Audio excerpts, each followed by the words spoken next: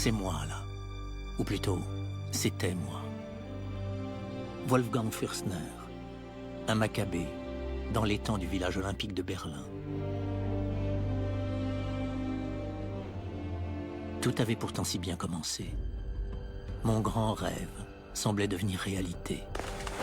Pour finir, il a viré au cauchemar.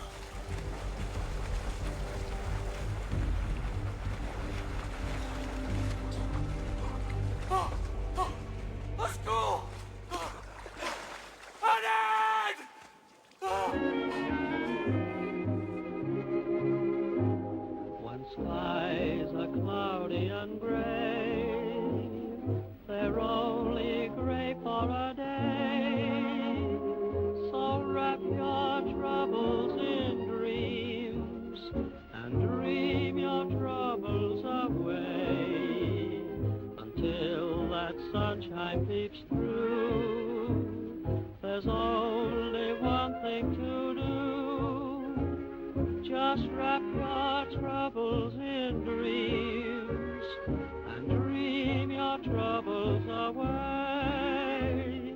Your castles may tumble, but fate after all, life's really funny that way. No use to grumble, just smile as they fall. Weren't you just king for a day? Say, just remember that sunshine.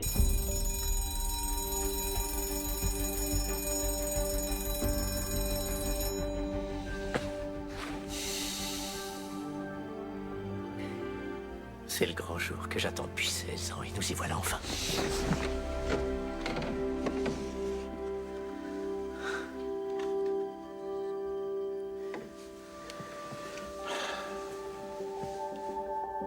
Il n'y avait personne pour croire encore en moi. J'étais du nombre des perdants juste après la Première Guerre mondiale.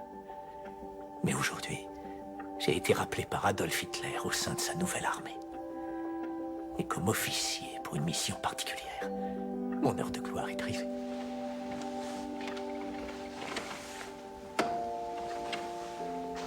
Wolfgang, que signifie cet accoutrement? Puis-je me présenter, madame? Capitaine Wolfgang Fürstner, officier allemand décoré de la Croix de Fer et membre du comité olympique. Cette croix n'est plus de première jeunesse, capitaine. Il serait temps qu'une belle promotion l'accompagne. S'il te plaît, relis-moi la lettre. À vos ordres.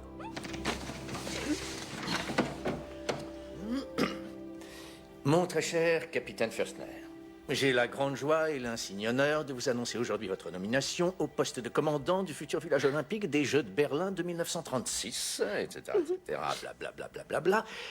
Je suis persuadé que vous vous montrerez digne de la tâche à accomplir et prendrez toutes les dispositions qui s'imposeront afin de la mener avec sérieux jusqu'à son terme. Recevez mes sentiments les plus cordiaux, signé le major général Walter von Reichenau. C'est papa qui sera ravi d'apprendre ta nomination.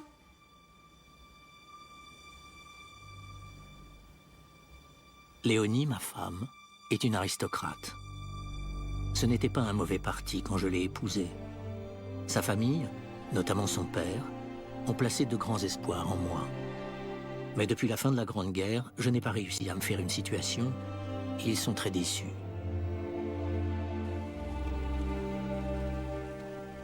À défaut de mieux, je me suis engagé dans l'association sportive des officiers. Là, au moins, je suis quelqu'un. Le sport est devenu mon nouveau champ de bataille. En 1932, une équipe de sportifs allemands traverse l'océan pour prendre part aux Jeux olympiques de Los Angeles.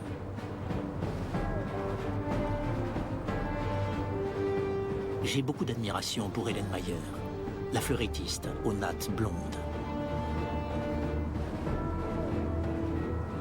J'envie terriblement ceux qui ont la chance de faire ce beau voyage.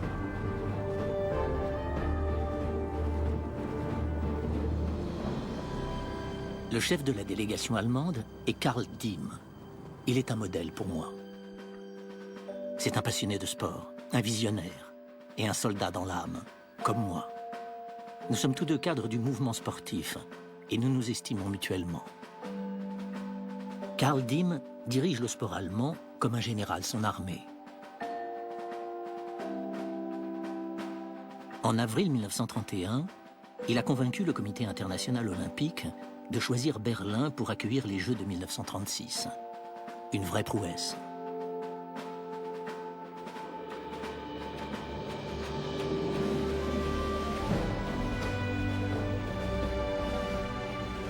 Un an plus tard, il embarque pour Los Angeles aux côtés de la délégation allemande.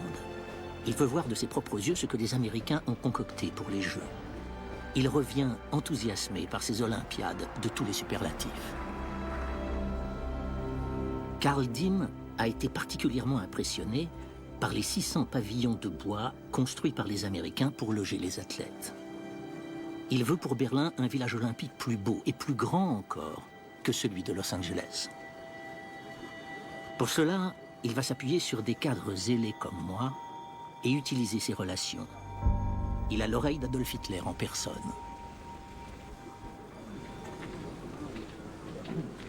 En déclarant les Jeux olympiques devoir national, le Führer me donne un but dans la vie. Nous allons mettre toute la nation en mouvement pour repérer les espoirs du sport allemand, les champions olympiques de demain.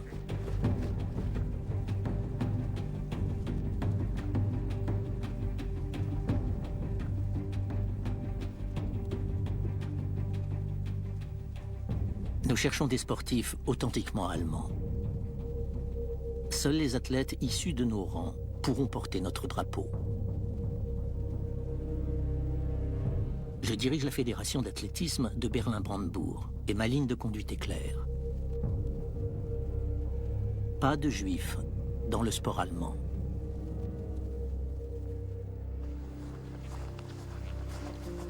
Moi, Gretel Bergmann, j'ai été exclue de mon club d'athlétisme en avril 1933 parce que je suis juive.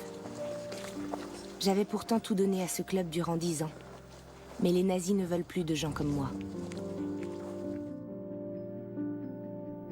Quelques semaines auparavant, tout allait encore très bien. J'étais l'athlète aux grandes jambes. Tout me réussissait. À 17 ans, j'ai remporté le championnat de saut en hauteur du sud de l'Allemagne et on a vu en moi le grand espoir du pays pour les Jeux olympiques. J'avais l'impression de vivre un rêve.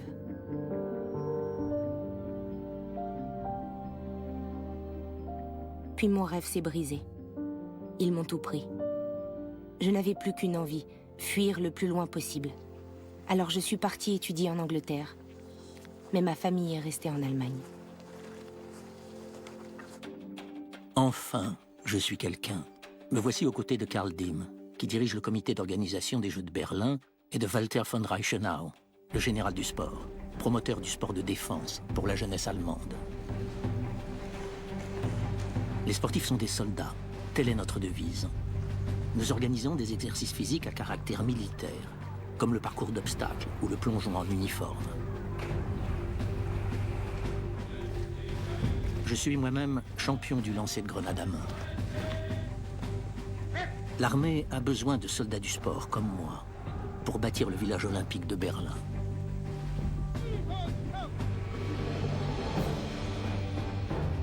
Le major général Walter von Reichenau choisit un terrain militaire situé à l'ouest de Berlin et on me confie la direction du chantier. Moi, un militaire doublé d'un athlète, j'ai le profil idéal pour ce poste. Ah, mais dis-moi, quelles sont les attributions d'un commandant du village olympique? C'est le grand chef du village. N'oubliez pas que le village est de loin l'élément central des Jeux olympiques. Oh. Tout le monde l'observe, même le Führer. Le Führer l'observe. Oui, et nous serons aux premières loges. Merci de laisser passer Madame et Monsieur le commandant Fürstner.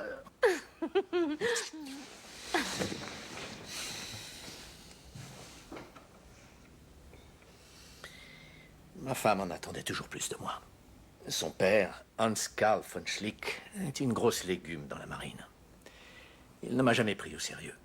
Là, j'ai l'occasion de leur montrer mes capacités. Quelques semaines durant, notre village olympique sera le point d'orgue du Troisième Reich. Et pour nous, il sera le sésame pour évoluer dans les plus hautes sphères. Écoute, Wolfgang. Mais jure-moi une chose. Utilise cette grande chance. Pour nous deux. Permets-nous d'accéder au sommet.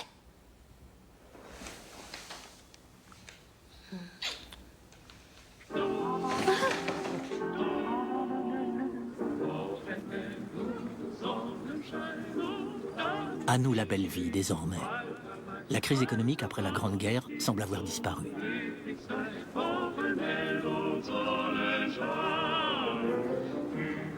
Voyager, danser, s'aimer, prendre du bon temps. Tout cela nous donne un sentiment de force. La fortune nous sourit et nous reprenons confiance en l'avenir.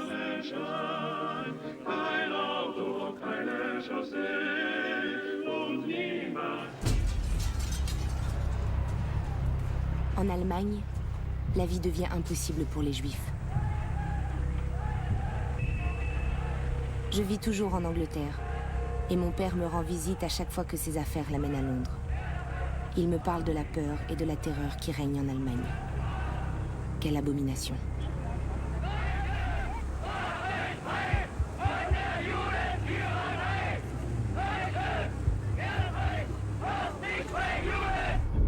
Mon père se nomme Edwin Bergmann. Il a tout donné à l'Allemagne. D'abord comme soldat, puis comme homme d'affaires. Nous étions une famille allemande heureuse. Mais ce temps-là est révolu.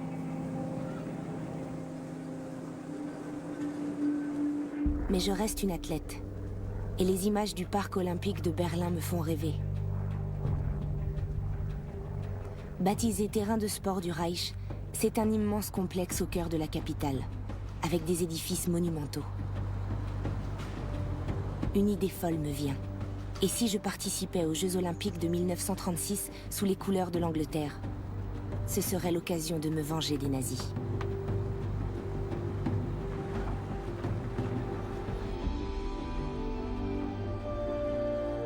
Je me lance dans l'œuvre de ma vie.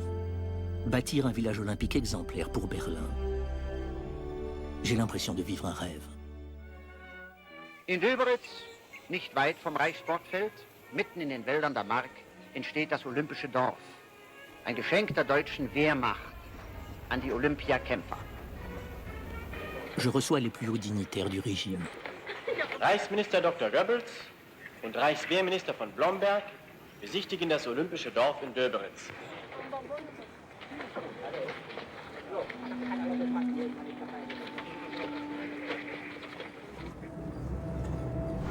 Nous construisons des pavillons en briques pour les athlètes, à la demande du Führer.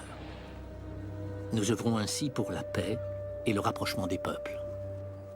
In diesem Dorfe werden die Abordnung der Völker, Erholung und Übungsmöglichkeit für den friedlichen Wettstreit finden. Sie werden aber auch in der Gastfreundschaft der Wehrmacht Geist und Haltung des neuen Deutschlands kennenlernen. Karl Diem est souvent présent sur le chantier.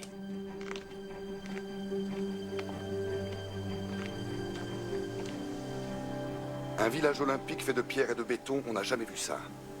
Fürstner, nous montrerons à tous de quoi nous sommes capables, en Allemagne. Savez-vous ce que je construirai là?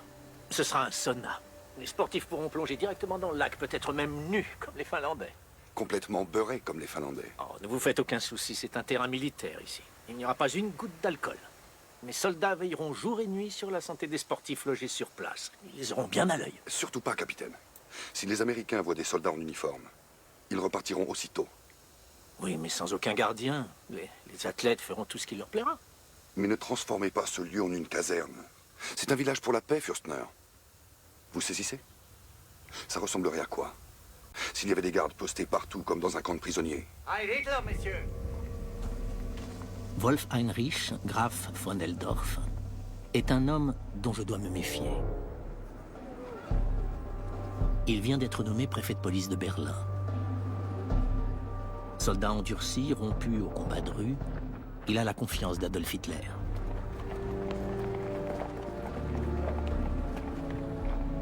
Unseren Gegnern aller Schattierungen möchte ich aber heute zurufen, die Reichshauptstadt Berlin gehört jetzt und für alle Zukunft dem Nationalsozialismus. Cet homme est chargé de faire régner l'ordre pendant les Jeux Olympiques. Je vais devoir le supporter. Il a visiblement l'intention de contrôler tout et tout le monde. Moi, y compris. Je ne me souviens pas que nous avions rendez-vous, monsieur le préfet de police. Vous devrez vous y habituer dorénavant. Monsieur le commandant du village, je n'ai nul besoin d'annoncer ma visite. Nous sommes à Berlin. Et ici, c'est moi qui commande.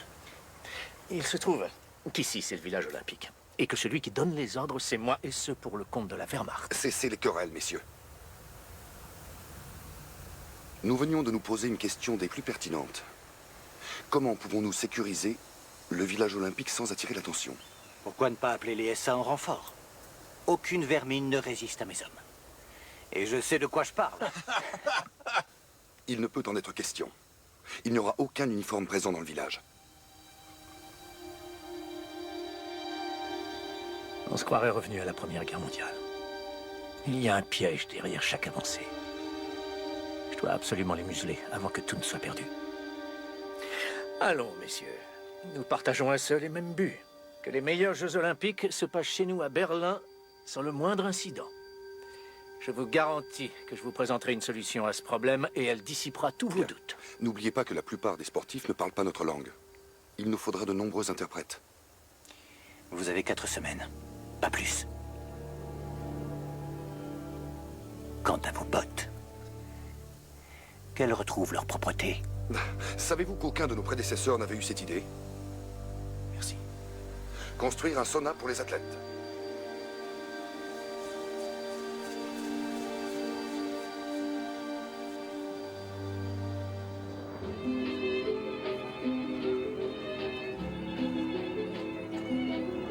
J'ai très bien compris le message de Karl Diem.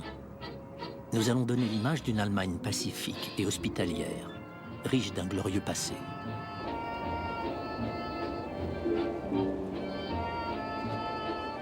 Berlin, capitale du Reich, doit apparaître comme une cité de 4 millions d'habitants, moderne et cosmopolite. Et non comme la ville froide et terrifiante que beaucoup d'étrangers imaginent. Il faut que nos hôtes s'y sentent à leur aise.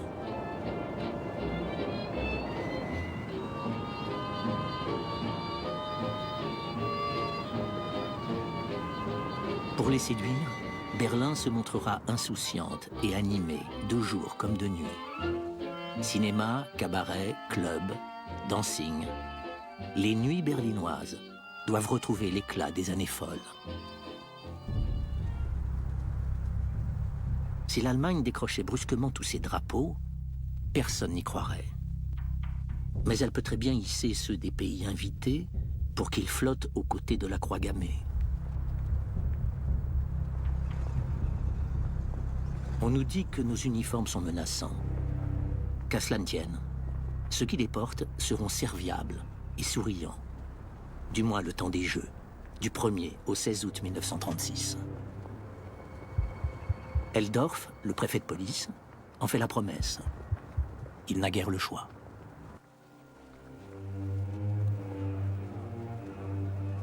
Je n'ai plus aucune illusion sur ma patrie perdue.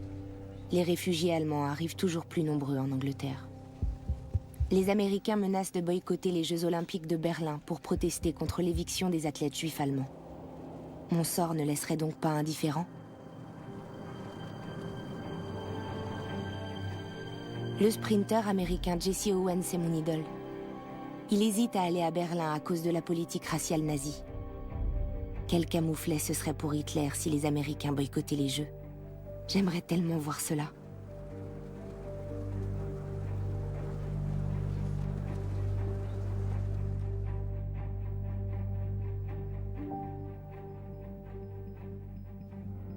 Bien sûr, sur le plan strictement personnel, ce serait une déception pour moi. Je me suis entraînée très dur pour remporter le championnat anglais de saut en hauteur. Mon père était présent. Il était fier de moi. J'espère maintenant participer aux Jeux de Berlin sous la bannière de l'Angleterre.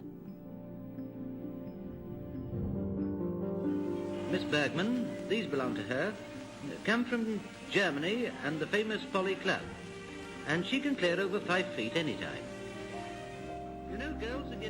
J'aimerais tant remporter la médaille d'or à Berlin, devant Hitler, pour prouver au monde entier ce dont les Juifs sont capables.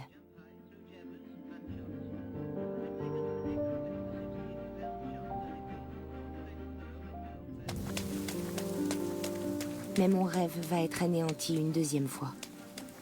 Mon père me demande de rentrer en Allemagne. Les nazis exigent que j'intègre l'équipe olympique allemande. Je servirai d'alibi à leur politique raciste. Je n'ai guère le choix. Si je refuse, les dirigeants sportifs allemands menacent de s'en prendre à ma famille. Je retourne donc dans ce pays qui m'est hostile. Oh, tu as signé un excellent chrono, Gretel. C'est de bon augure pour la suite. Je suis allé plus vite qu'hier. Regarde un peu. Des trous et du verre un peu partout. C'est indigne d'un terrain de sport. On dirait un camp de prisonniers.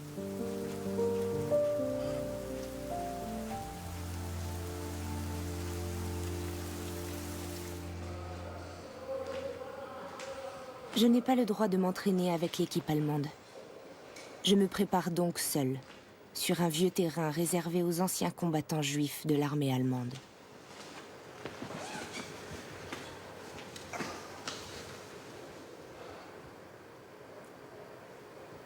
Gretel, souviens-toi de ce que tu m'as dit. Je leur montrerai de quoi je suis capable. Médaille d'or à Berlin. Mais ça, c'était en Angleterre, papa. Je ne suis qu'une cible en papier pour eux, une cible en papier mâché, bonne à être abattue à la première occasion. Non. Aucune autre athlète allemande ne saute aussi haut que toi. Tu peux y arriver, fillette. Et ensuite, monter sur le podium à Berlin, lever gentiment le bras pour crier « Heil Hitler, mon Führer !» Ils vont me battre à mort, en disant « Elle manque pas d'air, cette salope de juive !»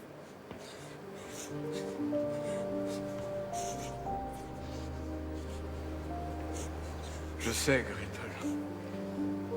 Il te faudra toujours courber le dos, même si tu remportes la victoire.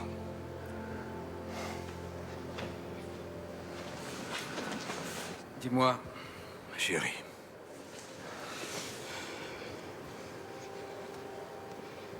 Est-ce que tu envisages de laisser tomber? Non. Non. Non.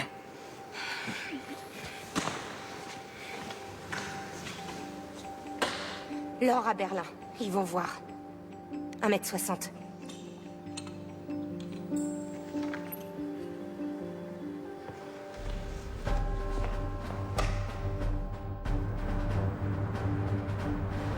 Un an avant les Jeux Olympiques, le comité d'organisation dont je fais partie constitue une caravane olympique, avec des camions et des tentes d'exposition, et l'envoie présenter notre projet dans tout le Reich.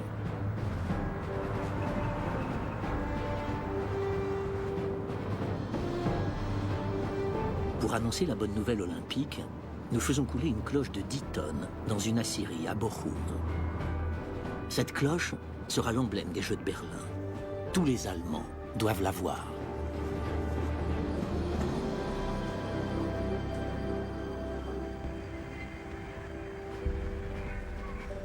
J'ai l'impression de faire partie d'un tout.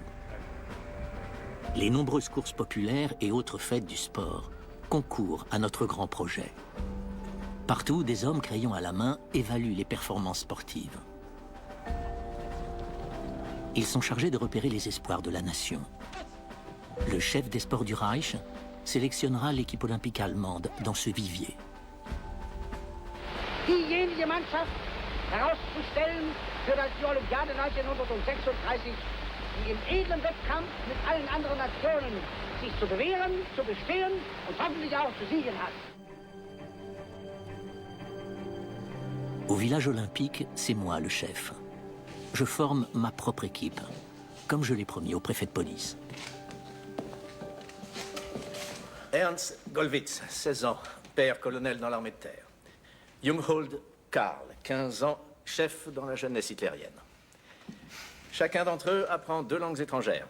2 de ces jeunes dans chaque résidence olympique pour porter les bagages, préparer le thé, etc. Et bien sûr, garder les yeux ouverts pour nous signaler tout ce qui s'y passe. Rien ne sera laissé au hasard, messieurs. Nous avons même trouvé le nom de cette troupe, le service d'honneur de la jeunesse. C'est ainsi que vous voyez votre solution. Nous aurons plus de 3000 étrangers dans le village olympique. Et vous espériez me vendre une brigade de bébés.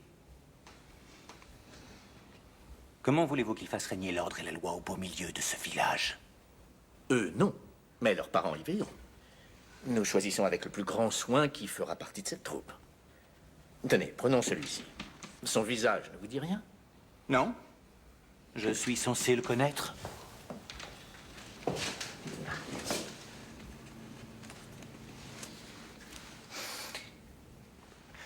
C'est le général du sport. Et également le fier papa de ce gamin, Walter von Reichenau.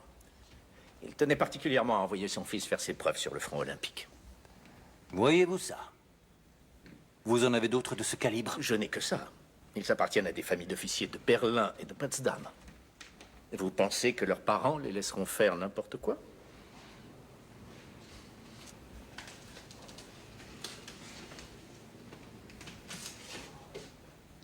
Là, je l'ai bien eu. Parce que devant un général, un comte doit s'incliner avec respect. Il me demandait, en tant que commandant du village, de réussir l'impossible. Faire régner l'ordre et la loi sous couvert d'autoriser la libre circulation. Et ça, c'est ma réponse. Une armée disciplinée et efficace, qui ne ferait pas de mal à une mouche.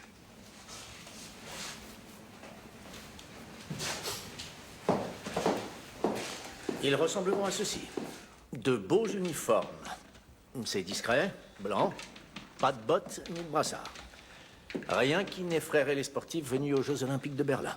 Et j'ai pensé à les doter d'un calot sur lequel on aperçoit les 5 anneaux. Et voilà la tenue du service d'honneur de la jeunesse. Prêt à accomplir ta mission, Joachim?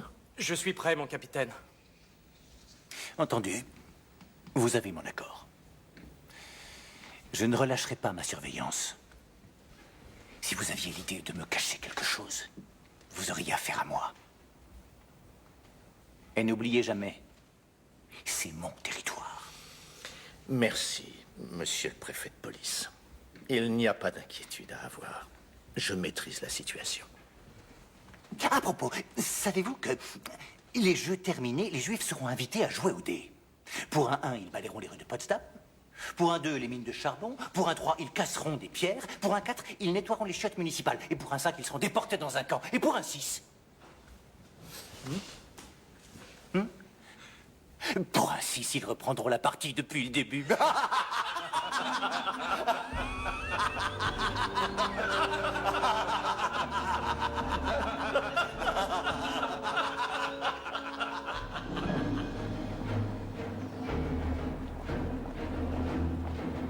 Voici mon service d'honneur de la jeunesse.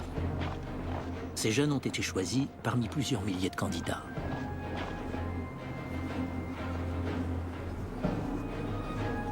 Leur uniforme d'un blanc étincelant est orné des anneaux olympiques, pas de la croix gammée. Je suis très fier de ma troupe.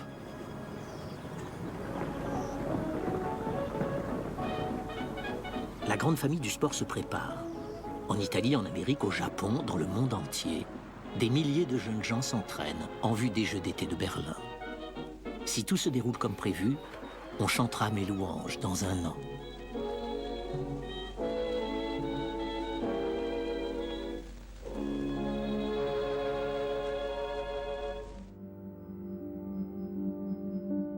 Je suis autorisée à rejoindre l'équipe allemande pour quelques sessions d'entraînement en forêt noire. Je suis la seule juive présente. J'ai l'impression d'être une bête de foire. Mais je rencontre l'autre grande spécialiste allemande du saut en hauteur, Elfriede Kaum. Elle incarne l'idéal de la sportive allemande. C'est une sorte de négatif de moi-même, du moins aux yeux des dirigeants nazis, qui misent sur un affrontement entre elle et moi.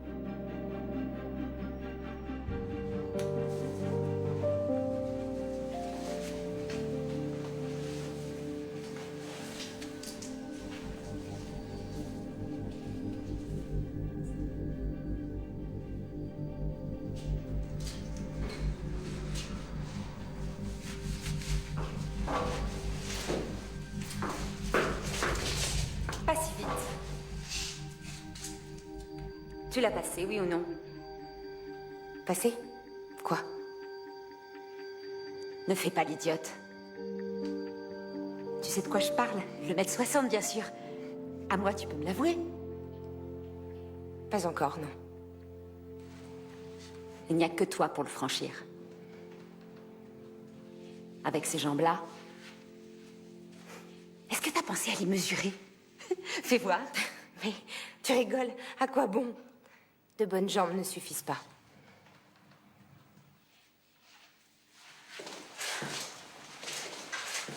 Nous verrons qui sera la meilleure.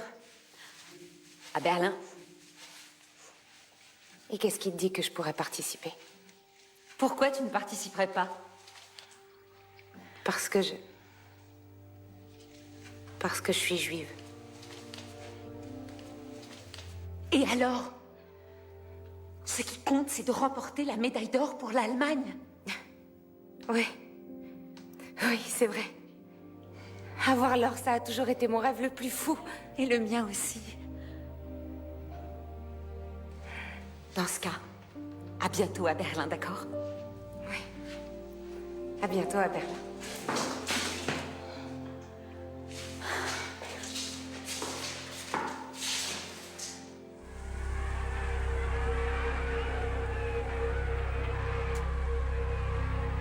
Mon passage au centre d'entraînement m'a redonné confiance en moi. Mais cela ne dure guère. Le congrès annuel du parti nazi qui se tient à Nuremberg est un nouveau coup dur. Le Reichstag adopte les premières lois raciales. L'antisémitisme est désormais inscrit dans la loi. Nous sommes en septembre 1935. Eheschließungen zwischen Juden und Staatsangehörigen deutschen oder artverwandten Blutes sind verboten.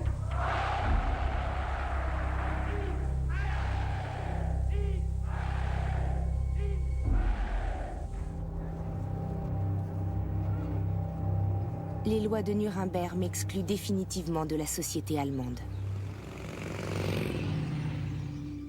Pour être épargné, il faut maintenant présenter un certificat d'arianité et un arbre généalogique.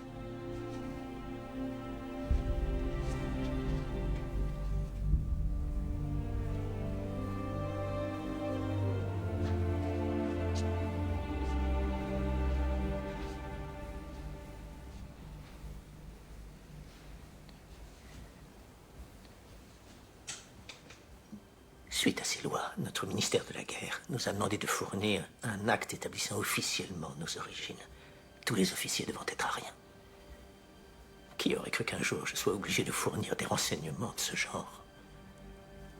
Il y a maintenant des rumeurs sur moi et mes origines. Ce ne sont que des rumeurs, certes. Seulement, c'est assez désagréable. Elle ne manque pas d'air, toutes ces langues de vipère. Sais-tu qui c'est Dame des Nigres maintenant? Non, mon cher. Je n'ai jamais été humiliée comme ça. Que s'est-il passé? L'air de rien, juste en buvant leur petite liqueur. J'entends ces femmes d'officiers parler d'une personne nommée Otto Fürstner, marchand d'instruments de musique juif qui aurait émigré en Angleterre. Et sais-tu ce qu'elles affirment? Tu serais parent avec ce type. Parent avec un youpin. Leur as-tu demandé d'où elle tenait cette info? Bah, Wolfgang, non, je me suis levée, j'ai quitté la salle. Pourquoi? Il faut croire que quelqu'un a ordonné une enquête auprès des services qui s'occupent des origines raciales. Ils ont fait des recherches sans m'en informer. On raconte qu'il y aurait quelques zones d'ombre. Des zones d'ombre? Et ce Otto Fürstner, tu le connais? Oui, toi aussi. Il nous avait gentiment invités il y a plusieurs années à un somptueux concert avec des places au premier rang. Ah, alors, c'est peut-être vrai ce qu'elles disent. Non, ce ne sont que des ragots. Je vais tirer cette histoire au clair. À quoi serviraient les amis influents, sinon?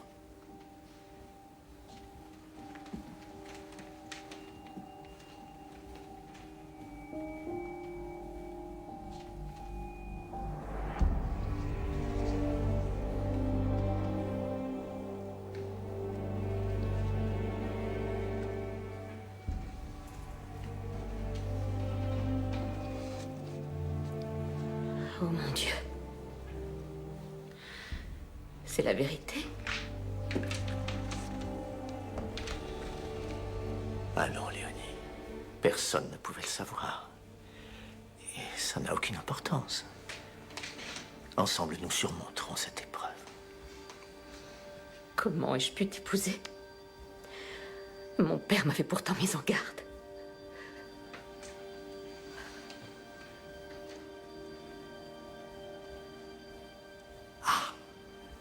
Ton cher papa savait tout mieux que n'importe qui. Léonie, c'est moi le chef du village olympique. Et toi, tu es ma femme. Et j'attends de toi que tu m'apportes ton soutien. C'est un ordre, est-ce que c'est bien clair?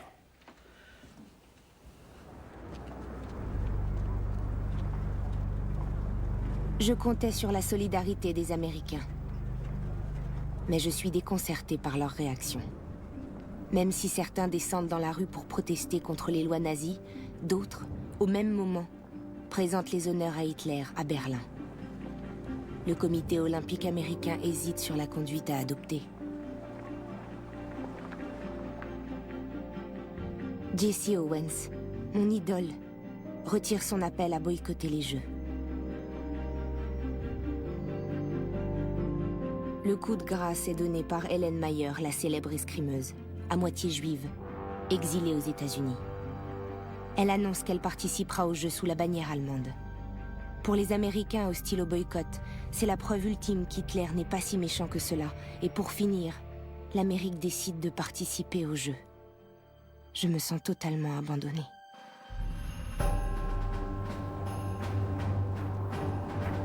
Les rumeurs sur mes ancêtres juifs sont des balivernes. Et je n'ai plus de temps pour cela. L'année olympique s'ouvre avec les Jeux d'hiver de Garmisch-Partenkirchen. Je me rends en Bavière en compagnie de Karl Diem.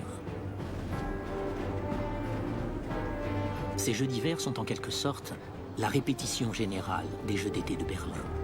Les installations sportives de Garmisch-Partenkirchen sont flambant neuves et les épreuves passionnantes. 500 000 spectateurs originaires des 4 coins du monde ont fait le déplacement. Tout se déroule à merveille. Karl Diem et moi sommes d'accord sur ce point. Nous avons même une vedette, une belle blonde nommée Sonia Eni, qui semble faite pour les Jeux Olympiques. Elle n'est pas allemande, malheureusement, mais elle a l'air d'une vraie Aryenne. L'apparition du Führer est très réussie. On croirait un père veillant sur ses enfants, passionnés de sport. Il n'y a qu'une seule fausse note en Bavière. Cette histoire de juifs maltraités. Cela me ramène à mon petit problème personnel.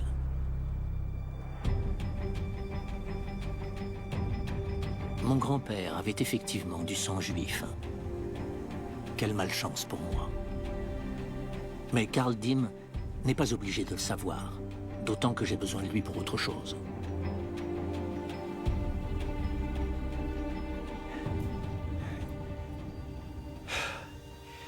Il y a également eu des plaintes de visiteurs à Garmisch.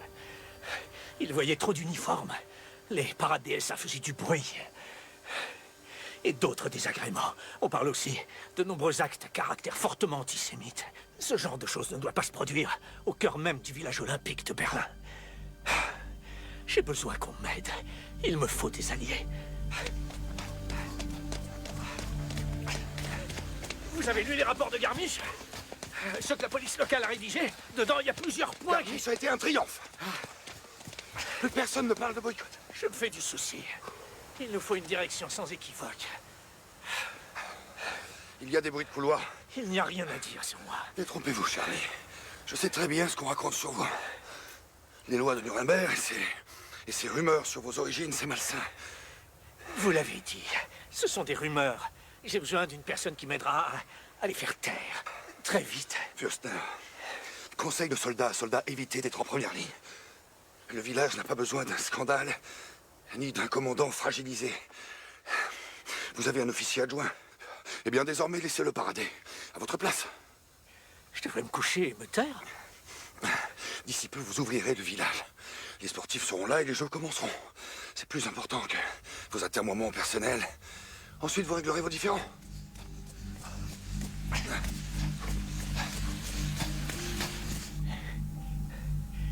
Je ne pourrai pas compter sur lui.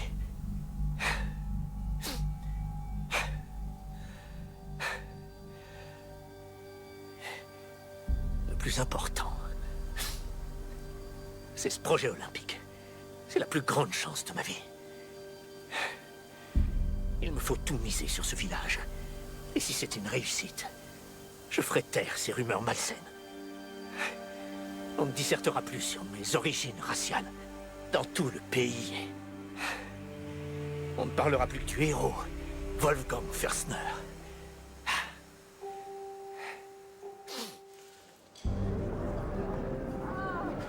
Après le succès des Jeux d'hiver, je me remets à la tâche, plein d'ardeur. On peut lire sur notre cloche olympique « J'appelle la jeunesse du monde ». Pour beaucoup, cela sonne comme une promesse. Le grand chantier olympique est achevé en temps et en heure. Les installations du terrain de sport du Reich sont monumentales. Le clocher du stade mesure 77 mètres de haut. Le stade peut accueillir 100 000 spectateurs. Et la piscine olympique, 20 000. On a construit en tout 50 km de tribunes. Tout est prêt pour recevoir la flamme olympique.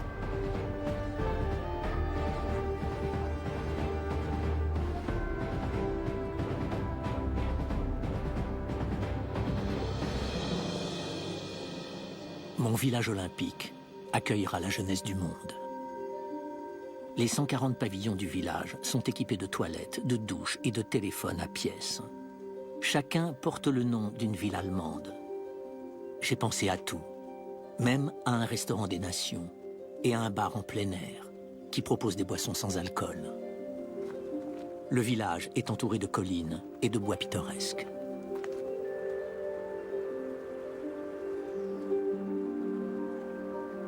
Je suis particulièrement fier du plan d'eau. J'ai fait appel à des spécialistes finlandais pour construire le sauna et aux eaux de Berlin pour créer un lac enchanteur, peuplé de canards et de cygnes.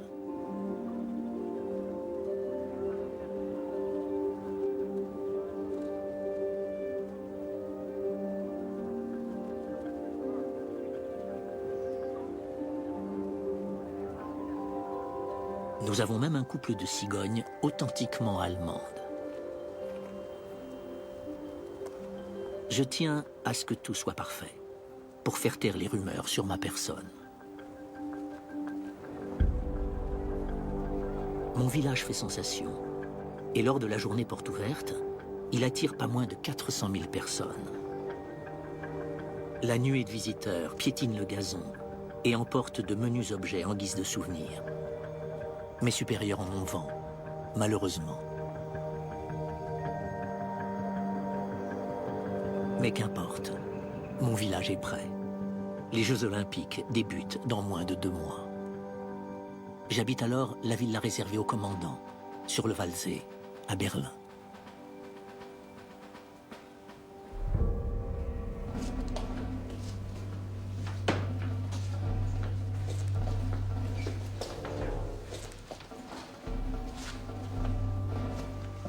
Qu'est-ce que ça signifie?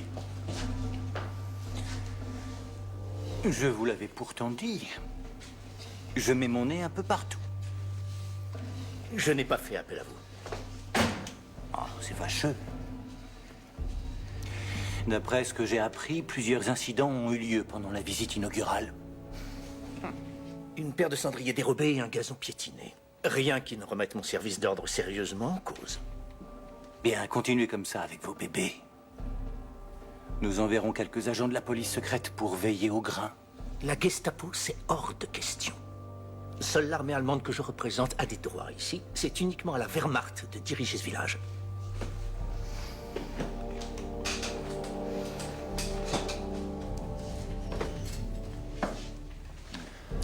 Nous avons trouvé ça au milieu de votre village. Ce ne sont que des rumeurs. Vous êtes bien le seul à le croire. Fichez-moi le camp d'ici. C'est moi qui commande et dirige mes troupes dans ce village. Il y en a d'autres que vous qui ont perdu leur place, croyez-moi.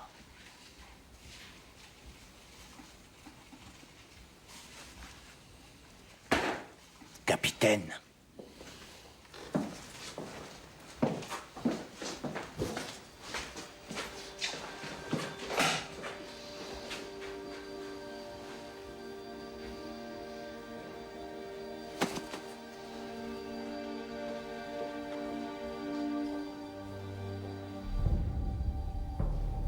Je vais bientôt avoir beaucoup d'ennuis.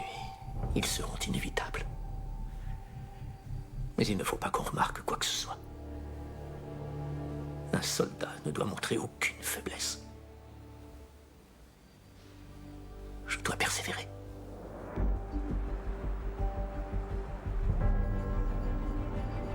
Je poursuis le travail, comme si de rien n'était. Mais à mes espoirs se mêlent désormais de sombres pressentiments.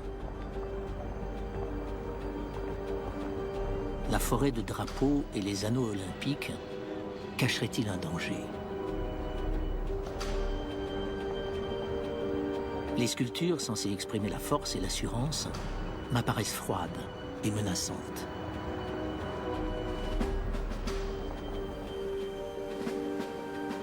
Je devrais pourtant être à la fête, comme la nation tout entière. Des centaines de milliers de personnes convergent vers la capitale. Le comité d'organisation des Jeux imagine la venue de millions et de millions de visiteurs qui pourraient être amenés à loger chez l'habitant.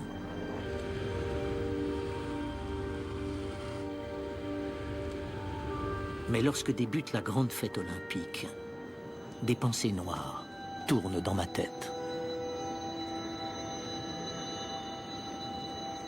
Au milieu de la foule bigarrée qui se masse sur l'immense terrain sportif du Reich, j'oublie enfin mes soucis.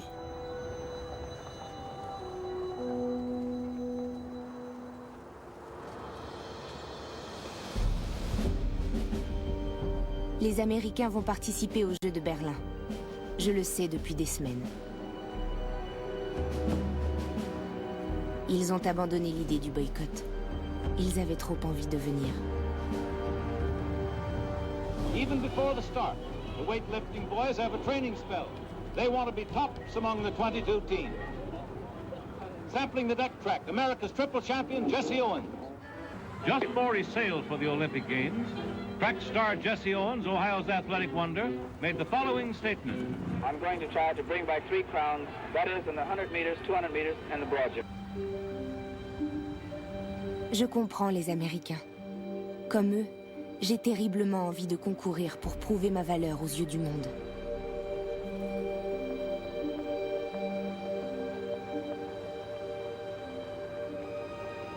Si un noir comme Jesse Owens est accepté à Berlin, j'ai bon espoir d'être acceptée moi aussi, toute juive que je suis.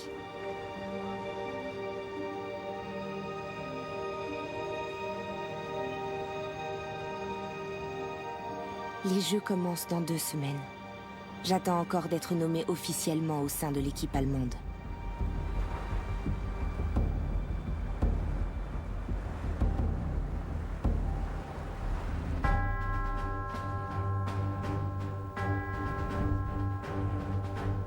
Karl Dinn a eu l'idée d'organiser un relais avec la flamme olympique.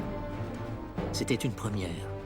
La flamme a été allumée solennellement à Olympie, en Grèce, devant les ruines du temple. Plus de 3000 coureurs la transportent sur 3000 km jusqu'à Berlin, à travers 7 pays européens.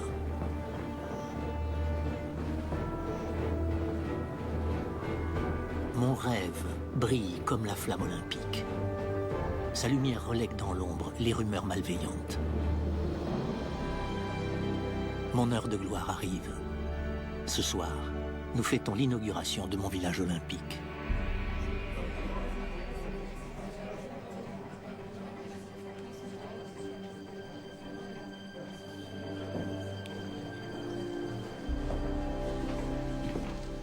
Une anti-sèche? Pas la peine d'en emporter une sur vous, capitaine. Votre discours est connu d'avance. C'est plus sûr. Camarades, mesdames et messieurs. Pour vous, c'est peut-être simple, mais ça ne m'arrive pas tous les jours de ravir un auditoire. Inauguration au projet de notre Führer. C'est un grand jour en perspective. Et la possibilité de faire taire toutes les rumeurs me concernant et qui, je l'avoue, sapent sérieusement mon moral. Ressaisissez-vous, capitaine. C'est bien un grand jour, mais il doit également l'être pour nous tous. Votre femme n'est pas à vos côtés, capitaine Fürstner? Elle est un peu fatiguée ces derniers temps. Excusez-moi. Je dois vous remettre ce message de toute urgence, mon capitaine. Merci.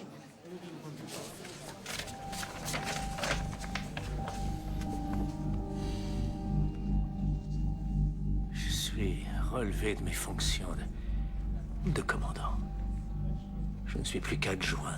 La mesure est à effet immédiat. C'est impossible. Ils disent que je n'ai pas travaillé avec toute l'énergie nécessaire à ce projet. Vous vous souvenez sans doute de la journée porte ouverte. Les pelouses piétinées, le grand nombre de visiteurs et les cendriers dérobés. Peut-être devriez-vous confier votre discours à votre adjoint. Il est dans la pièce à côté, je vais le chercher. Je le ferai en toute discrétion.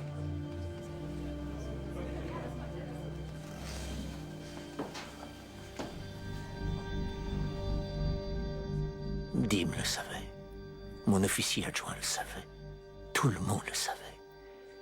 Et le gazon piétiné par les champs, ce n'était qu'un prétexte. Derrière cette infamie se cachent mes propres amis de l'armée allemande. Ils vont se débarrasser de moi. C'est pour cette raison qu'ils ont osé m'humilier devant l'équipe au complet. Et osé me nommer en tant qu'adjoint du commandant du village olympique. Signifie que je dois partir sans faire la moindre vague. Mais je ne leur ferai pas cette joie, croyez-moi. C'est bien ça. C'est pas la fête du village. Nous serions ravis. Merci, je me débrouillerai. Vous me suivez? À vos ordres.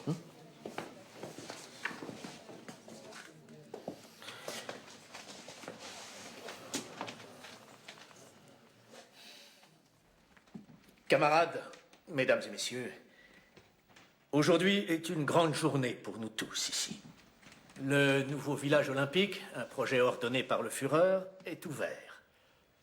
Laissez-moi à cette occasion passer le relais en tant que chef du village à son nouveau commandant, le colonel von Gilsa, que vous connaissez tous. Au cas où l'un d'entre vous serait étonné de cette affectation, cette passation de pouvoir a été collégialement prise avec mon accord. Pour ma part, je resterai en place comme adjoint du nouveau commandant du village, et ce jusqu'à la fin des Jeux Olympiques de Berlin. Un triomphe au nouveau responsable du village. Heil Hitler! Heil Hitler! Je reste ainsi en première ligne, et je peux saluer les délégations étrangères qui entrent dans la ville les unes après les autres. Chaque arrivée est une fête. Les Berlinois acclament toutes les nations. Les sportifs étrangers sont ravis de l'accueil chaleureux que le Reich leur réserve.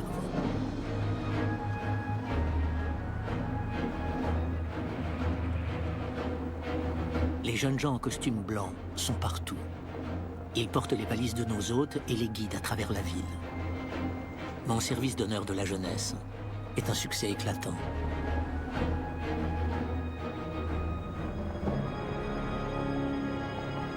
Malheureusement, ce n'est pas moi qui reçois offiziellement les délégations au village olympique, mais mon successeur.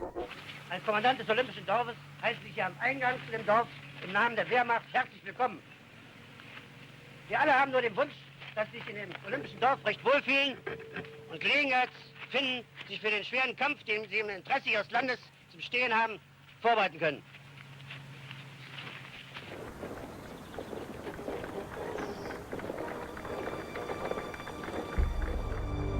En ma qualité de vice-commandant, il m'incombe de remettre les clés des pavillons à nos hôtes. C'est toujours ça. Je ne me défais jamais de mon sourire. Je me suis juré de le garder jusqu'à la fin des Jeux.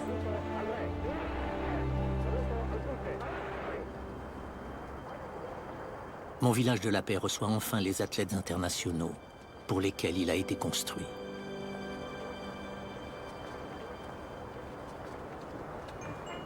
die Sportler aus allen Nationen, aus allen Ländern der Erde.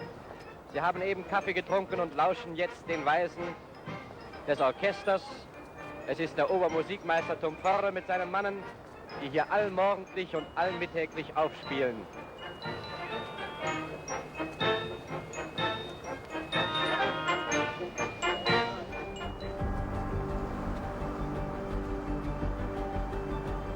Les Américains débarquent après une traversée de 9 jours. C'est le point d'orgue de la fête. Durant des années, ils ont agité la menace d'un boycott. Leur participation est la première grande victoire du Reich. L'équipe américaine compte 400 personnes. C'est la première en nombre, après la nôtre. Les Berlinois lui réservent un accueil mémorable. Ils fêtent particulièrement la venue de Jesse Owens, le prodige de la course. Sa couleur de peau ne semble plus être un problème. Now, Mr. Owens, how many gold medals do you hope to win? Wie viele Goldmedaillen wollen Sie eigentlich wegschleppen? I hope to emerge with 3 victories. I hope.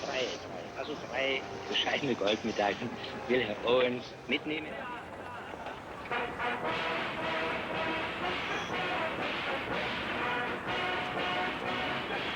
Mr. Owens, how do you like the Olympic Village? I think the Olympic Village is one of the 7 wonders of the world. Eines der 7 Weltwunder, sagte nun. Das ist ja ein Lob, das wir uns gern anhören. L'arrivée de Jesse Owens et du reste de la délégation américaine dans mon village, ma merveille du monde, est un grand jour pour moi.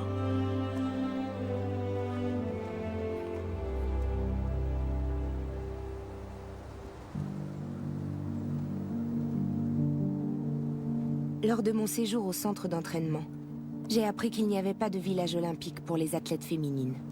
Elles sont logées dans un foyer du terrain de sport du Reich.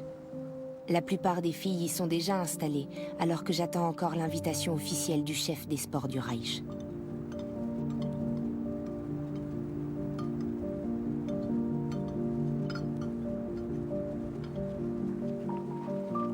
J'en ai assez d'être tenue à l'écart. Je suis la meilleure dans ma discipline, et j'ai ma place parmi les athlètes des nations.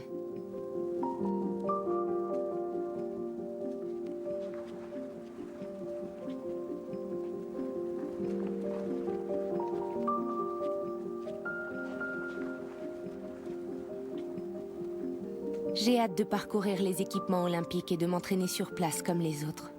Les épreuves de saut en hauteur féminin se dérouleront devant 100 000 spectateurs. Adolf Hitler y assistera personnellement. Cette pensée hante mes nuits.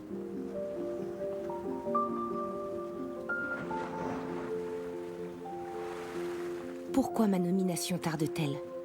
Il paraît que le chef des sports prend tout son temps pour être certain de sélectionner la fine fleur des sportifs allemands. Mais à mon avis, il se prélasse dans sa villa berlinoise. En tout cas, je n'ai aucune nouvelle de lui. Plus que quelques jours avant l'ouverture des Jeux.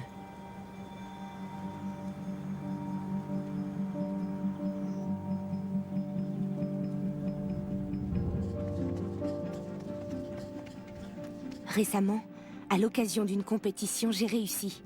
J'ai franchi la barre magique du 1m60. 1m60. J'ai battu le record. Je suis sûre d'être sélectionnée pour les Jeux.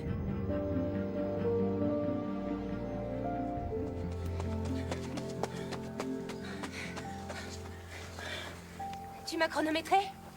Ne me dis pas que t'as oublié de déclencher le chrono.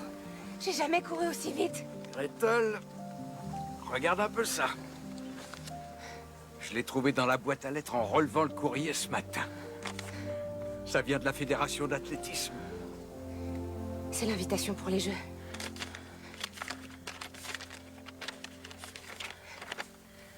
Le responsable de la Fédération n'a pas souhaité votre participation au sein de l'équipe d'Allemagne du 1er au 9 août 1936 à Berlin, à l'occasion des Jeux.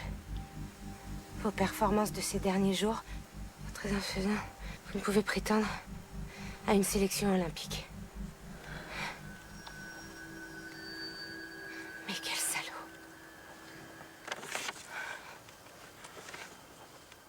Et le 1m60 que tu as passé, il ne l'évoque même pas. Peut-être que notre club ne leur a pas signalé cet exploit. Mais papa, arrête, tu veux? Ils sont parfaitement au courant. Ils n'ont jamais voulu de moi, et ce depuis le début. Il consente seulement à m'offrir une place dans les gradins, debout, au milieu de la foule, c'est tout. Heil Hitler!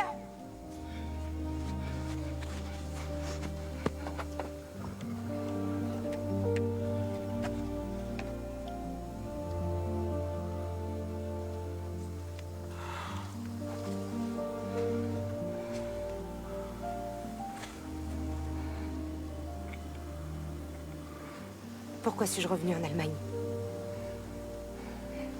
J'aurais dû rester en Grande-Bretagne.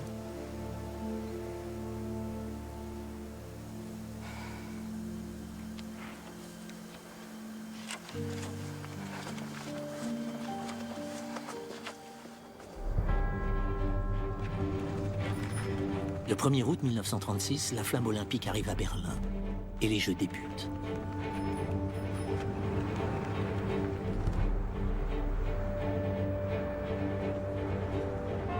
J'ai eu des sentiments mitigés ces dernières semaines.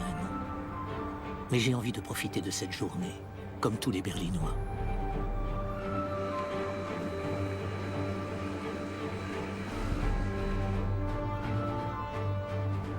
Le coureur arrive en bas de la Via Triumphalis, pile à l'heure prévue, et la remonte jusqu'au terrain de sport du Reich.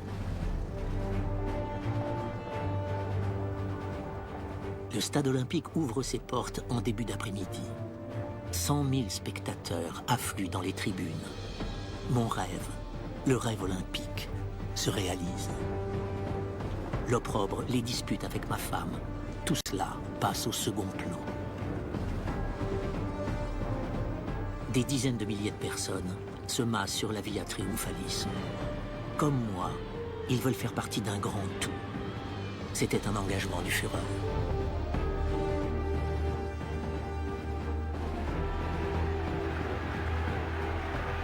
Karl Diem accompagne Hitler dans le stade. La fillette qu'on voit est sa fille. Grâce à elle, le Führer paraît plus proche de nous. Encore une idée de génie de Karl Diem.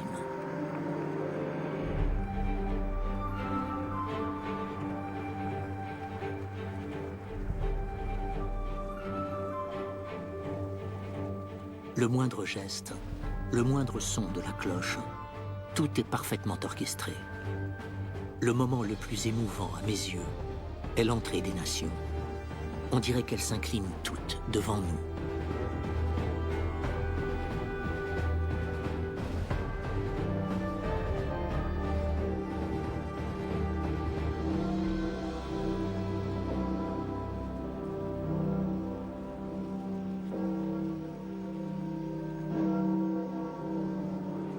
À la fin de la cérémonie, 100 000 spectateurs et 5 000 athlètes n'attendent plus qu'un mot de notre chef. Ich verkünde die Spiele von Berlin zur Feier der 11. Olympiade neuer Zeitrechnung als eröffnet.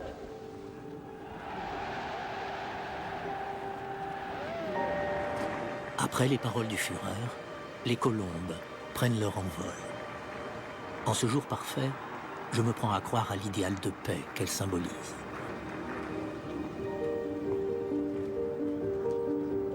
Je suis mise au banc des Jeux Olympiques. Je ne peux y assister qu'en simple spectatrice. Les nazis me privent de ce qui aurait dû être les plus belles semaines de ma vie. Mon cœur est rempli de haine.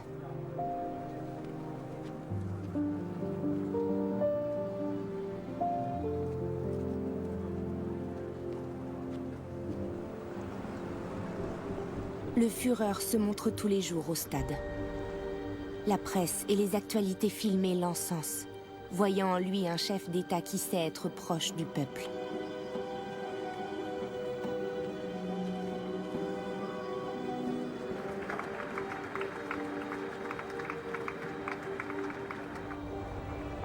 Ils encensent également Jesse Owens, la coqueluche du public, ce qui constitue une victoire en soi. Je fête chaque médaille du sprinter noir américain, car elle m'apporte une consolation au milieu de cette mascarade. L'image la plus marquante de ces Jeux restera celle de Jesse Owens et de son rival allemand après la victoire de l'Américain au saut en longueur. Noir et blanc réunis, marchant bras dessus, sous les yeux du Führer. Ce n'est sûrement pas ainsi qu'Adolf Hitler voyait le rapprochement entre les peuples.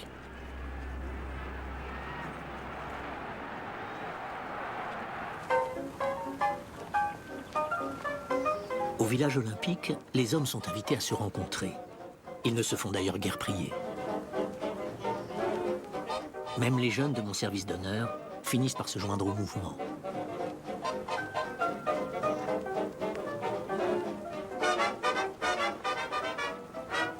Tout cela s'accorde à merveille avec ma conception du village de la paix.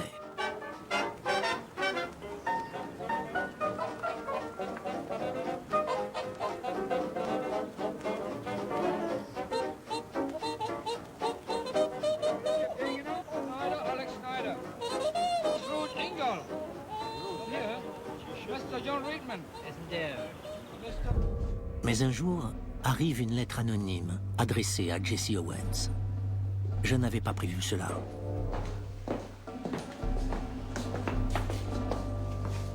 Heil Hitler, monsieur le secrétaire général. Lettre anonyme.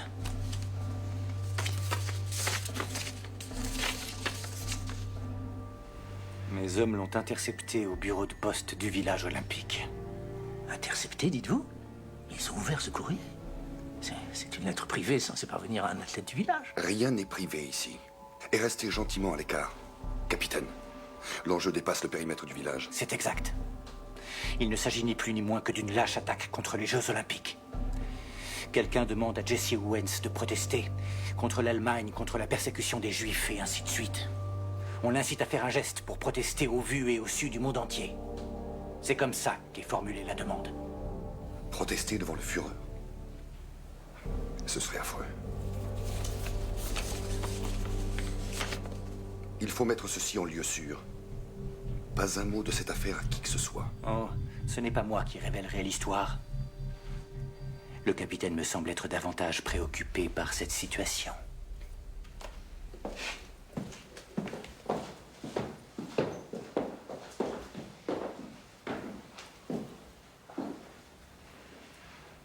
Capitaine, est-ce que je peux avoir confiance en vous?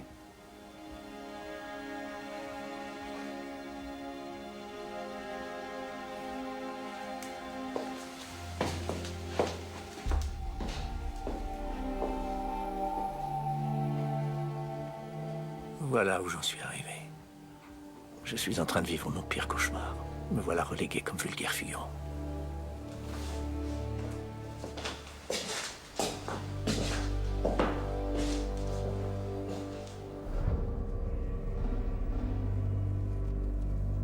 Je sais depuis longtemps que Heldorf a nettoyé la ville. Les gitans, par exemple, ont disparu de nos rues. On dit qu'ils sont parqués dans un camp à la lisière de Berlin. On parle aussi d'un autre camp, construit dans un hameau appelé Sachsenhausen, dans les environs de la capitale. C'est l'envers du décor des Jeux Olympiques. Je fais moi-même les frais de la répression cachée.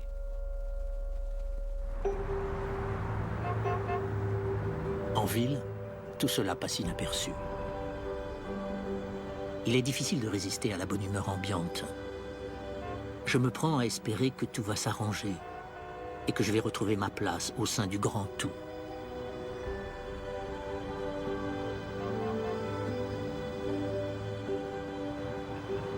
À ma grande surprise, les Berlinois se sont départis de leur insolence légendaire. Le parti leur a demandé de faire preuve d'amabilité et de courtoisie, et ils obéissent à la lettre.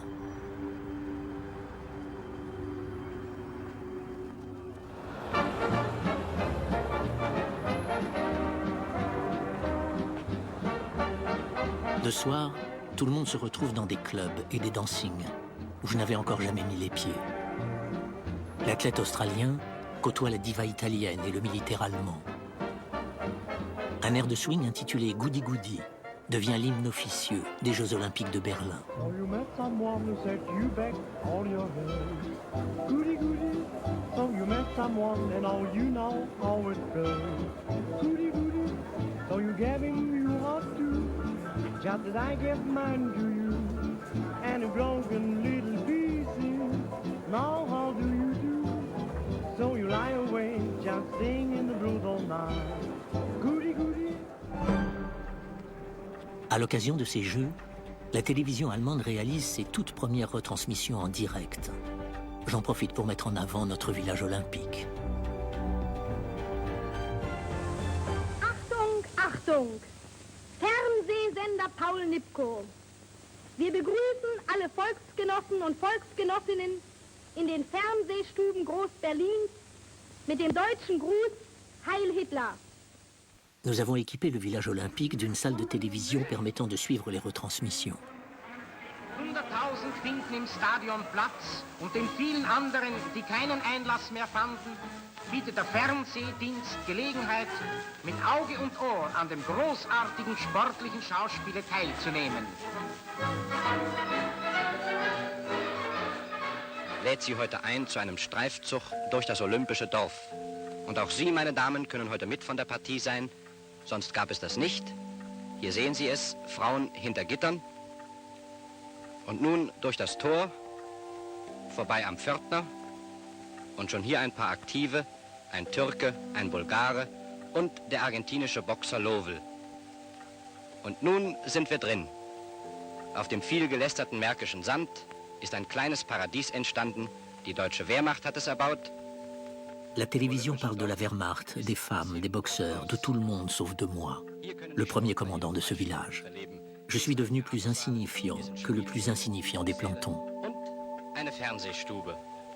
Aber um darüber etwas zu erfahren, wenden wir uns an den Soldaten, der hier steht und eine weiße Armbinde trägt. Waren Sie eigentlich einmal drin hier in der Fernsehstube? Ich war schon mal hier drin und es ist immer ein sehr starker Andrang in der Fernsehstube. Auch die ausländischen Sportler? Jawohl, sämtliche internationalen Sportler sehen sich dieses Fernsehen gerne an. On n'a plus besoin de moi. Même ma femme ne m'adresse plus la parole. Que vais-je devenir à la fin des Jeux?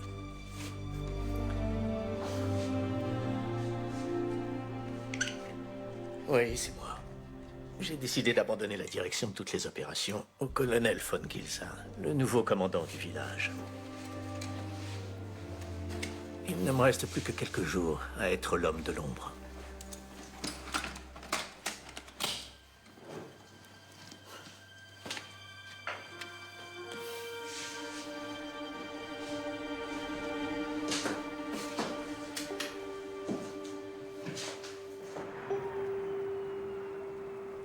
Plus cette comédie dure, plus elle m'écœure. Les actualités filmées montrent des célébrités en tout genre, sportifs, acteurs et autres, qui s'affichent à Berlin. Personne ne veut être en reste.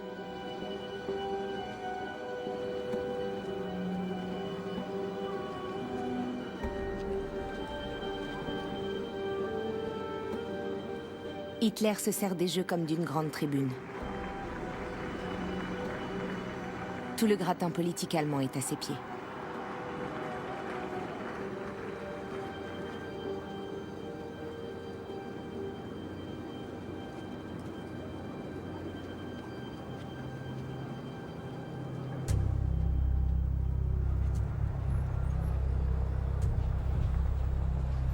Des rumeurs circulent. On dit que l'Allemagne va entrer en guerre. Il y a quelques jours à peine, des soldats d'une caserne berlinoise ont été envoyés sur le front de la guerre civile espagnole. Pendant ce temps, je mène mon propre combat dans mon village de la paix.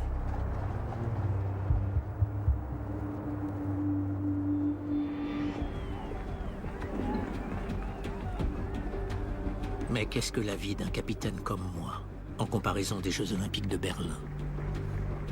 On mesure et on évalue chaque performance sportive avec sérieux et précision.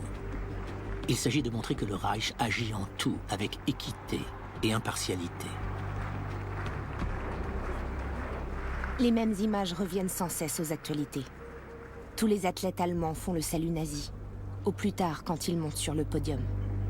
À chaque fois, c'est comme une gifle pour moi.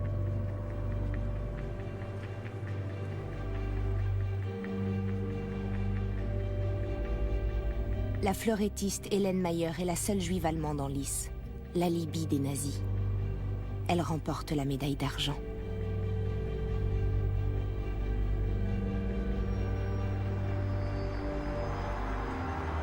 La colère m'étouffe lorsqu'elle fait le salut nazi, au moment de la remise des médailles. Malgré mon éviction de l'équipe allemande, je reste en Allemagne pour suivre les Jeux. La finale du saut en hauteur féminin, à laquelle je comptais bien participer, a lieu le 9 août. Tous les Allemands espèrent une victoire d'Elfriede Kaun.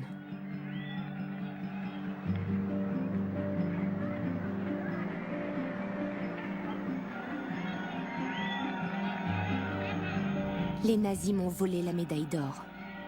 Je l'aurais sûrement décrochée s'ils m'avaient laissé concourir. Es springt die Kanadierin Bell.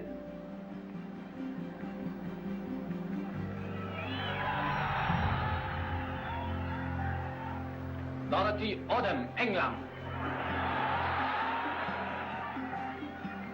Schaak, Ungarn. Sprunghöhe 1,55 Meter. Elfriede Kaun, Deutschland. J'aurais aimé que la victoire aille à Elfriede. Mais pas à cette maudite Allemagne. Kaun, Odom und Schaak liegen noch im Wettbewerb. Die Latte liegt auf 1,60 Meter. 1,60 m. C'est ma hauteur. Der erste Versuch von Elfriede Kaun. Gerissen. Schaak, Ungarn.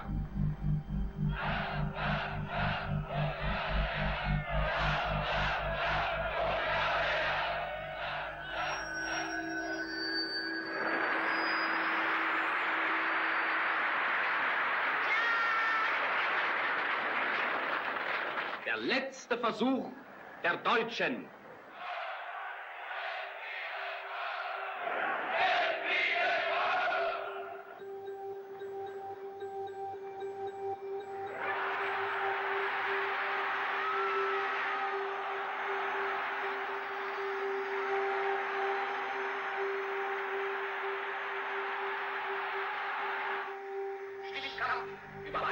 Des essais supplémentaires doivent départager les candidates en lice pour la médaille d'or.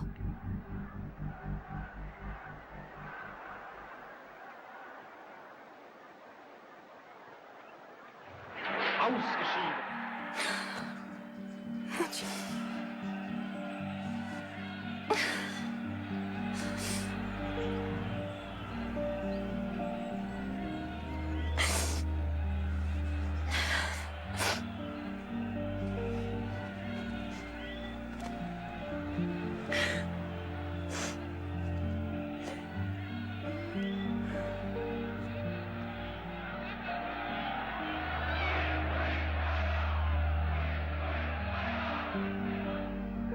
Ungarin.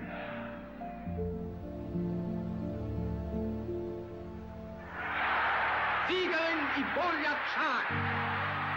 Erste Goldmedaille für Ungarn.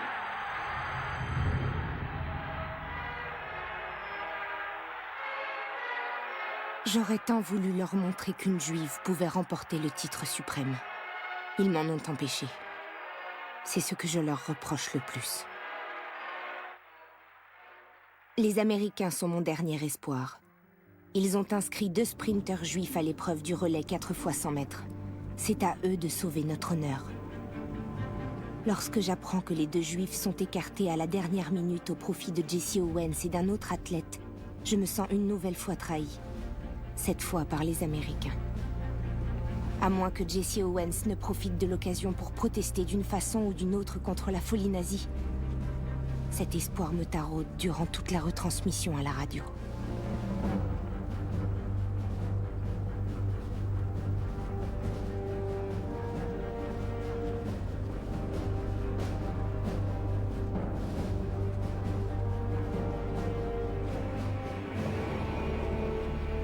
L'équipe américaine gagne le relais haut la main.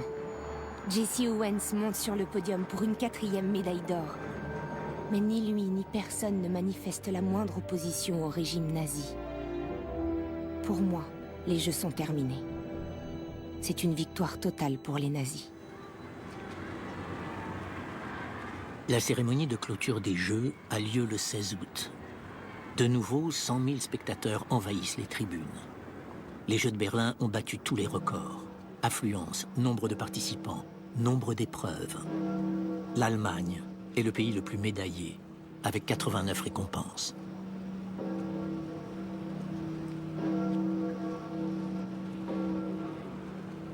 La cloche olympique résonne une dernière fois.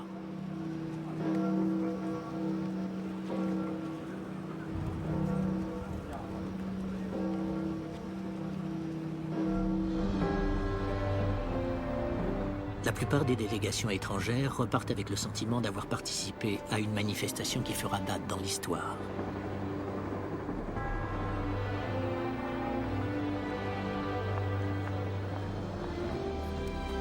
J'ai terminé ma mission. Mon village olympique a séduit tout le monde, les Allemands comme les étrangers. En partant, quelqu'un s'exclame « Si seulement le monde entier pouvait ressembler à ce village ». Wonderful competition here, wonderful stadium, and a wonderful crowd.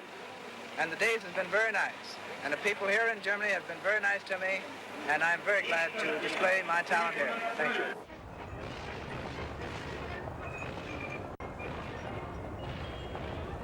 Je suis fier de moi.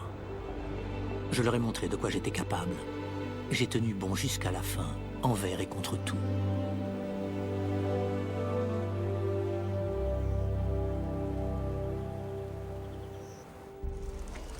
J'ai rempli la tâche que le Führer m'avait confiée.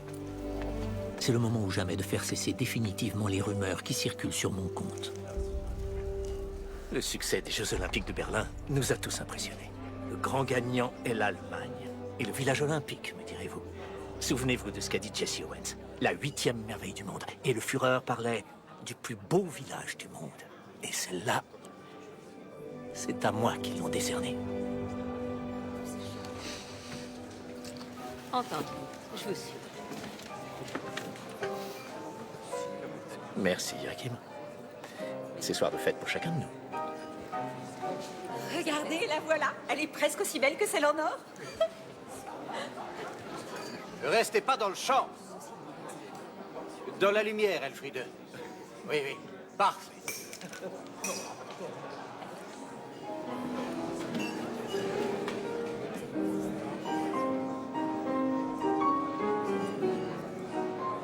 J'ai pensé qu'il ne me prendrait pas au sérieux.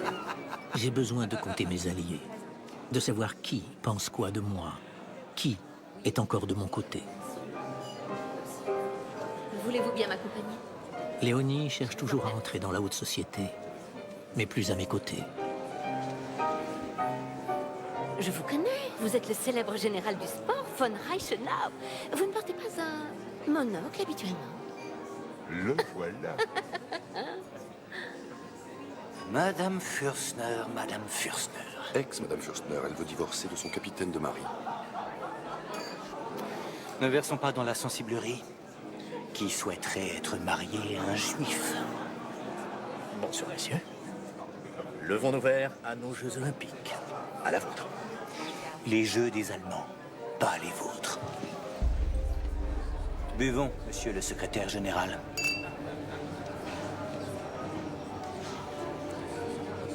Merci, capitaine. Voilà. C'est tout.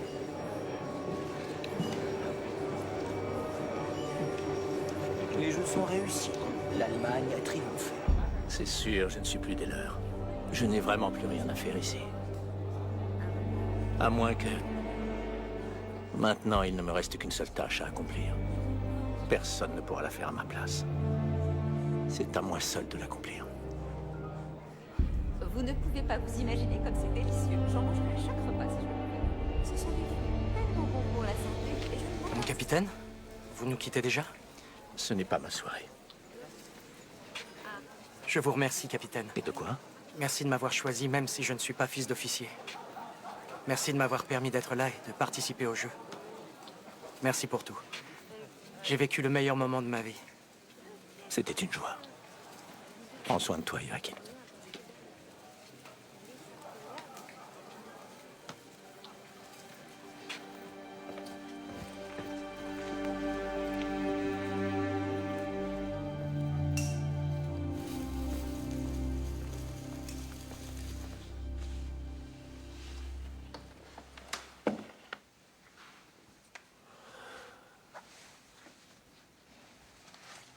La petite tache qui maculait mon arbre généalogique a fini par éclipser tout le reste.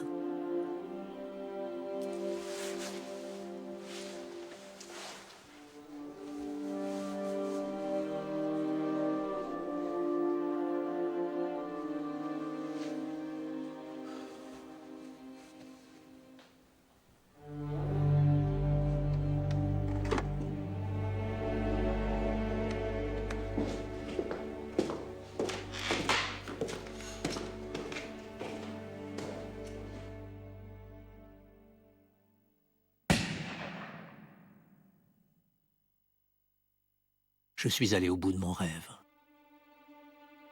Vous savez maintenant ce qui m'a conduit là. Et que sont devenus les autres, me direz-vous? Helldorf, que je craignais tant, a participé au complot du 20 juillet 1944 contre Hitler. Il a été jugé et pendu à un croc-de-boucher. Après la guerre, le visionnaire Karl Diem a repris sa carrière là où il l'avait laissée. Il est resté une personnalité éminente du sport allemand jusqu'à sa mort en 1962.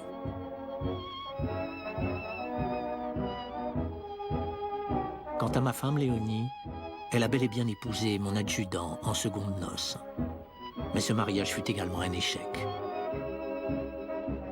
Elfriede Kaun a travaillé dans un jardin d'enfants. Nous nous sommes retrouvés des années plus tard. Je n'avais pas oublié les paroles d'encouragement qu'elle m'avait adressées autrefois. Quant à moi, j'ai émigré aux États-Unis en 1937. Je m'y suis mariée et j'ai remporté le championnat de saut en hauteur américain. Aujourd'hui, je suis la seule encore en vie.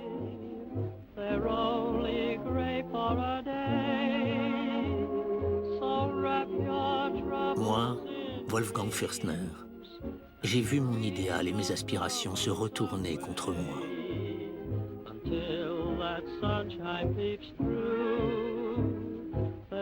Après les Jeux de Berlin, il n'y avait plus de place pour moi dans ce bas monde. Mon village olympique existe toujours.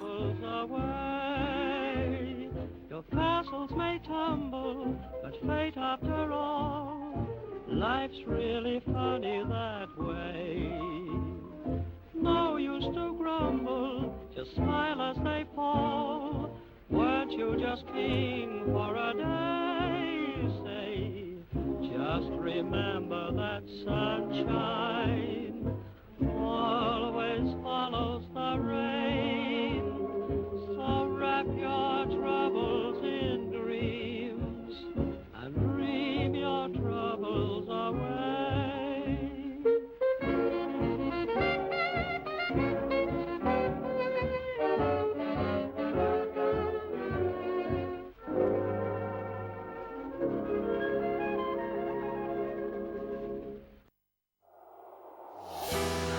Dans un instant, rejoignez Métropolis à Vienne, une ville d'artistes portée par l'esprit de révolte et de provocation.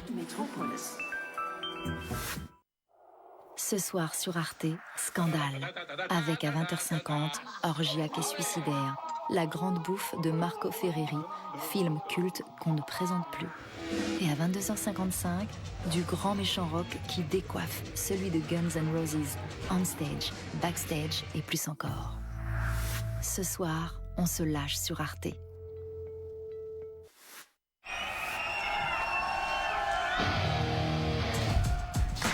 Où vous voulez, quand vous voulez.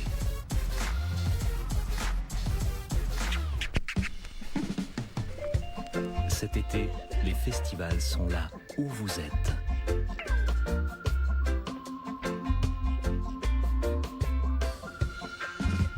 Les festivals de l'été sur concert.arte.tv.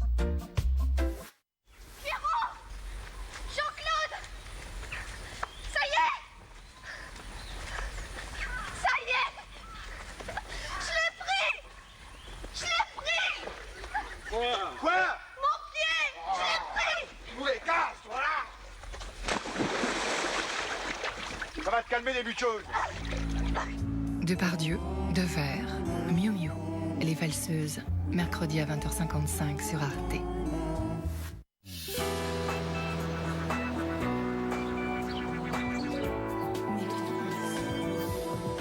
Bienvenue, Métropolis. Cette émission est scandaleuse. Pour qu'elle ne vous fasse pas bondir de votre sofa, nous avons joliment camouflé tout ce qui était graveleux. Il y a quand même du sexe, des orgies sanglantes, des poèmes extrêmement diffamatoires dans notre émission d'ouverture de l'été des scandales sur Arte.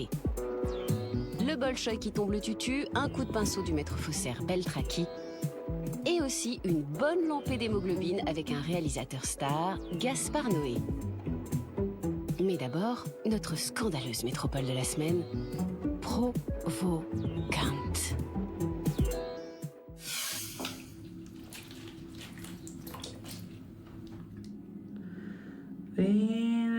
Benvenuto allein. Mach dich das an? Bist du Das ist zu hart. Entschuldigung.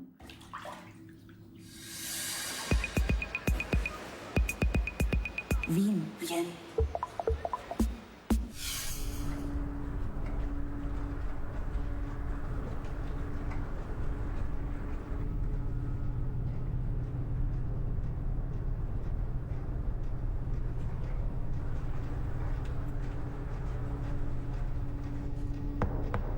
Housekeeping.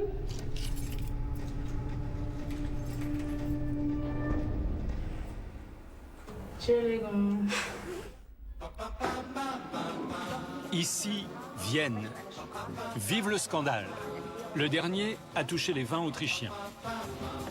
In diesem Raum ist etwas passiert, was die Dimensionen unseres Denkens sprengt. Un scandale. Je me demande, qu'est-ce qui peut encore être scandaleux? Par exemple, on dit un parfum de scandale. Il y a des choses qui sont proscrites. Bienvenue à Vienne, notre capitale du scandale. Es gibt doppelt so viele Österreicher, die Hälfte ist im Keller. Mais on ne vous les montrera pas pour protéger les mineurs.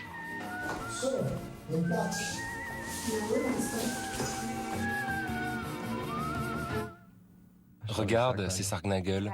23 septembre 2014. Voilà des mois que la rumeur court.